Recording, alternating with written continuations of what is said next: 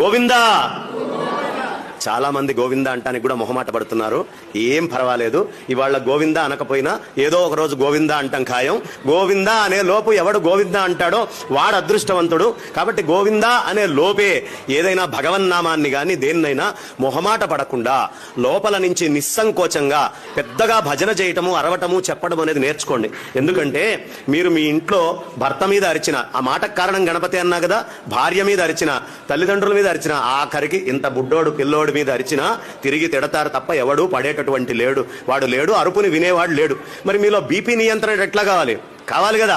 కావాలి అంటే ఎక్కడో అక్కడ అవుట్లెట్ కావాలి కదా బయటికి వెళ్ళడానికి. అందుకని జనాలు విడిగా బయట అరిస్తే పిచ్చోడు అనుకుంటారని భగవంతుడనే ఓ నెపం పెట్టుకొని అక్కడ కూర్చొని కాసేపు భజన అనే పేరు పెట్టుకొని గొంతు జించి పిచ్చి పిచ్చిగా అరిస్తే కాస్త బీపీ కంట్రోల్ అయి మనం కాస్త శక్తివంతులమై ఆరోగ్యంగా ఉంటాం.